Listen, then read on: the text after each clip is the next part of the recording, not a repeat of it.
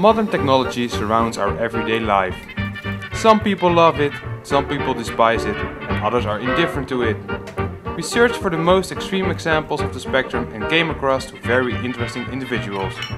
We start with Mark Davids, a man who lives his life by the values and principles of the 1920s and 30s and calls himself the true gentleman.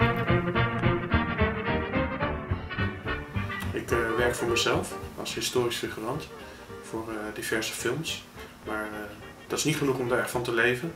Dus ik werk in het Rijksmuseum hier in Amsterdam en daar werk ik op de afdeling bewaking en veiligheid. Dus ik werk ook nog in een nostalgische omgeving.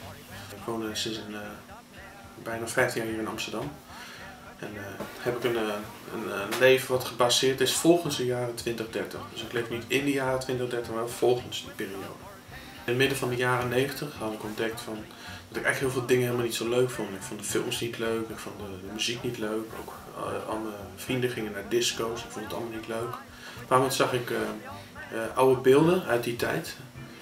En ik dacht van, nou, eigenlijk alles wat ik hierin zie vind ik mooi. Ik vind de mode mooi, het variété uit de jaren 30.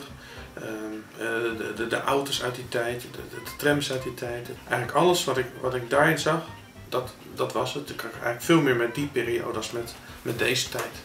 Nou, de normen en waarden zijn heel erg verschillend met die van nu. Het gaat ook heel veel meer door naar etiketten. Er zijn een bepaalde manier van om elkaar te benaderen. Tegen iemand die je niet kent zeg je niet je of jij, maar gewoon u. Je tutoieert elkaar niet. Het is wat afstandelijk. In ieder geval in persoonlijk contact. Alles gaat wat meer met gevoel en elans. Nou, je hebt natuurlijk verschillende meningen over. Om de hele maatschappij in één mening te zeggen is wel vrij moeilijk. Maar je ziet wel een hele versnelle groeiende maatschappij wat heel hard gaat. Die ook veel harder aan het worden is.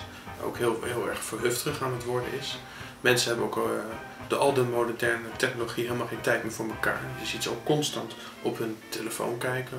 Als ze ergens op een terrasje gaan zitten, dan leggen ze de telefoon op tafel. De mensen spreken niet, maar ze zijn constant kijken. Ben ik al gebeld? Ben ik al belangrijk? En ik denk dat wat dat betreft is er heel veel veranderd. Met name in de sociale omgang met elkaar. Nou, je merkt dat het toch op de een of andere manier wordt opgedrongen. Vroeger kreeg je bijvoorbeeld altijd je bankafschriften netjes thuis. En nu krijg je toch steeds brief van, dat doen we niet meer. Je mag het nu lekker via de computer bekijken. En ik kan bijvoorbeeld geen informatienummer bellen bij mijn telefoon. Want dan zegt hij toetsen 1 en dan, ja, dat werkt niet. Dus dat betreft ben je bijna genoodzaakt om over te stappen op moderne middelen. De computer heb ik inderdaad genomen en de computer heeft ook heel veel voordelen. Ik gebruik het met name alleen maar om oude films te bekijken, om oude muziek te beluisteren, radiokanalen uit Amerika die de hele dag muziek uit die tijd uitzenden. Maar ook bijvoorbeeld met contact met mensen leggen die ook dezezelfde levensstijl hebben en die bijvoorbeeld in het buitenland zitten. Maar ook hebben we natuurlijk diverse fora's en clubs en verenigingen waar je lid van kan zijn en waar we samen leuke uitjes mee doen. Oh, ik heb een Apple omdat daar niet een enorme kast nog bij komt, omdat het alleen maar een scherm is. Dus wat dat betreft is het ook nog vrij klein en compact. En daarbij kan je dat ding heel goed gebruiken om juist bijvoorbeeld films in een hele hoge definitie te bekijken. Ik zie het meer als een handig doel. Alleen ik vind het noodzakelijk kwaad, waarvan vaak de reclames die je dan moet bekijken terwijl je naar een mooie oude film gaat kijken. Moet je eerst 5 minuten naar een reclame gaan zitten kijken. Nou, eigenlijk totaal niet. Als ik ergens mee moet bellen, gebruik ik gewoon mijn ouderwetse telefoon. Ik probeer wel, op het moment dat er iets komt, probeer ik het op de een of andere manier te ontlopen. Kijken of ik iets kan verzinnen om er toch niet in mee te gaan. Ik probeer dezelfde moderne technologie, wat veel mensen hun leven controleert, probeer ik juist andersom die te controleren.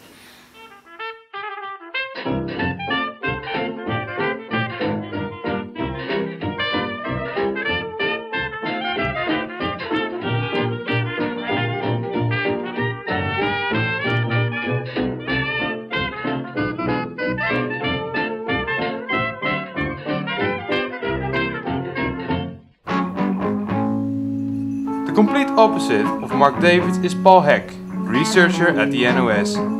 He is a self-proclaimed technology junkie and he can't live without the wonders that modern technology created.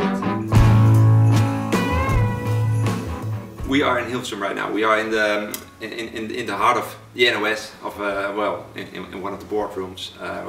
Behind us you can see the studio where we broadcast our new news programs. During my research I use a lot of technology. I constantly get a lot of data through computers, through web-based programs. On a daily basis I use my phone, my smartphone. In the morning I can already check what are the ratings of yesterday of TV programs. I use a tablet to give presentations, so I use technology for everything actually. In my private life, for chatting with my girlfriend, she lives a bit further away in the Netherlands, so we use FaceTime on a daily basis. She's got a tablet, I've got a tablet, we speak each other every day. I stay in touch with my friends through apps, Facebook, social media, normal email. So you know, if I don't have Wi-Fi I get a bit nervous. When I choose a holiday destination I notice that I actually I pick hotels or places where they have Wi-Fi. I think that, so that's very important to me. Yes. Yeah, it's got a huge influence on my life. Yes, so on my working life, but also on my private life. Well, on my working life, as I just explained, and I think in my private life, probably even more. There's this first layer that you just use everything, but when you really think about it, it's also something you really believe in. And I have to admit that I'm a bit of an Apple fan. I'm a fan of gadgets that are really easy to use, which Apple is for me. And so the whole philosophy about using technology really, well, it really connects with me. And when earlier this year Steve Jobs passed away, I actually told myself, well, that's just another CEO that passed away. But when I thought about it, it really made me a bit down, and I really thought, oh, what's going to happen now? So it touches you a bit more than you can explain. It's not just the surface, but it also touches you inside, I think. Oh, very much, I think. Right now, at the moment, we are constantly connected through technology in our social life. 20 years ago, you would call your friends through a normal phone and talk to them. And then after a while, we got the mobile phones and the text messages we use to stay connected to our friends, and now we use social media to stay connected to our friends, and it's taking a large part of our daily life. And because of that I know what my friends are doing right now, but I haven't spoken to them. Because of technology you sometimes don't have the urge to visit them that often anymore. So in that sense, I don't know whether that's positive or negative. Actually, it can sometimes also be positive, I guess. But you still know what's happening to your friends. But the idea of being close and hang out in a pub, maybe I don't do that as much as I did some years ago. Can I imagine life without technology? No, not anymore. I think technology is surrounded by you, and we really need technology. What I just said, I mean, you constantly use technology. Actually, I mean, I wake up and the first thing I do is grab my phone and check the latest news. So I'm also not just technology addicted, but also addicted to information. And information and technology are really interwoven right now these days. So you really need it. And I think technology is as old as humanity. I mean, we've been using technology since we were you know, in the prehistorical ages.